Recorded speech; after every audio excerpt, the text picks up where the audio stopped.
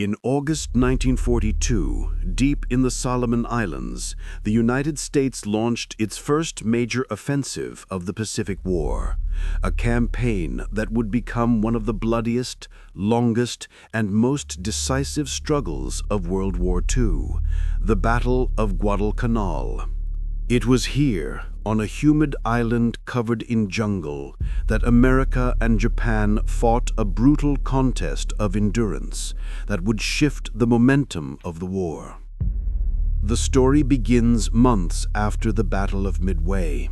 Japan, though stunned by the loss of 4 aircraft carriers, still controlled vast territories. Their next objective was to cut the supply lines between the United States and Australia. To achieve this, they began constructing an airfield on Guadalcanal, a sparsely populated island in the Solomons. Once completed, the airfield could threaten Allied shipping and weaken Australia's defenses. The United States could not allow that. Admiral Chester Nimitz approved an ambitious plan. The U.S. Marines would land on Guadalcanal, seize the airfield, and block Japan's southward expansion. It would be America's first major ground defensive of the war. On August 7, 1942, U.S. Marines stormed the beaches of Guadalcanal in one of the largest amphibious assaults of the early Pacific conflict. They expected fierce resistance, but the Japanese construction troops fled into the jungle. Within 2 days, the Marines captured the unfinished airstrip. They renamed it Henderson Field, honoring a Marine hero killed at Midway. But taking the airfield was only the beginning. Japan responded with fury. Their navy moved swiftly, launching night raids and bombardments. On August 9th, the U.S. Navy suffered a severe defeat in the Battle of Savo Island, losing 4 cruisers. This left the Marines dangerously isolated. Supplies were low, ammunition was rationed, food ran short. The men joked bitterly about surviving on sea rations and coconuts. The Japanese counterattacked again and again.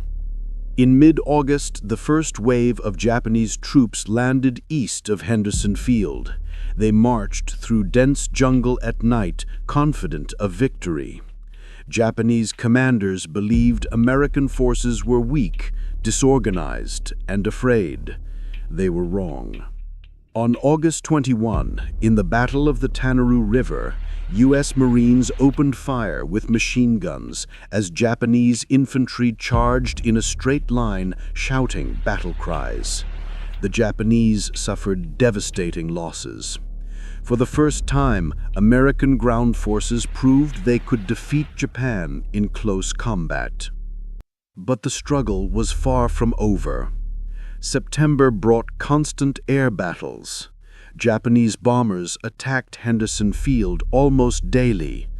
American pilots, flying from the newly repaired runway, fought off wave after wave. The airfield became the heart of the entire campaign. Whoever controlled Henderson Field controlled the island.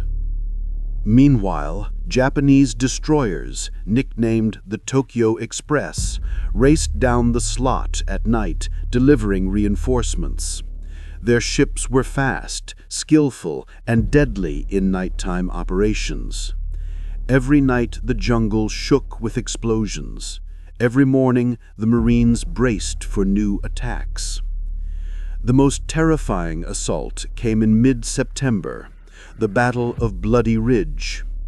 Japanese Colonel Kawaguchi launched a massive night attack through the jungle, hoping to break American defenses.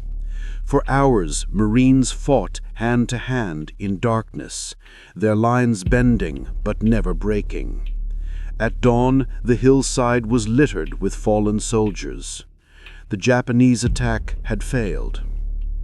By October, both sides were exhausted.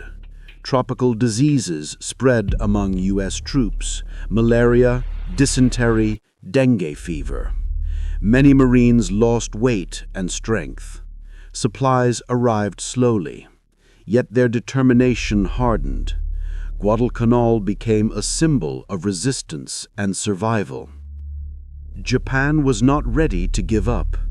In late October, they launched another offensive, the Battle of Henderson Field. Over 20,000 Japanese troops attacked from multiple directions, but American artillery, aircraft, and dug-in infantry held their ground once again. The Japanese army suffered enormous casualties. Still, the deadliest fighting was at sea. Between August and November, Guadalcanal saw 7 major naval battles, including the horrific night battle of November 12 to 15, where the U.S. Navy lost 2 admirals, but prevented Japan from landing its final reinforcements. For the first time in the war, the United States proved it could challenge Japan in night combat, Japan's strongest advantage. By December, Japan realized the campaign was unwinnable. Their soldiers were starving, ammunition was nearly gone, disease and exhaustion had ravaged their ranks. In early 1943, Japan finally evacuated its surviving troops. The Battle of Guadalcanal had lasted 6 brutal months.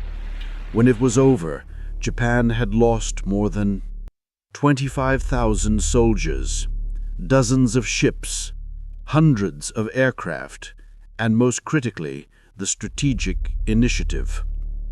The United States had taken the first great step in its island-hopping campaign.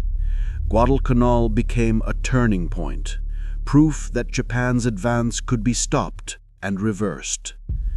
From that moment on, the Allies no longer fought for survival. They fought for victory. Guadalcanal was an island of mud, jungle, fear, and sacrifice, but it became the first place where the tide of war truly began to turn.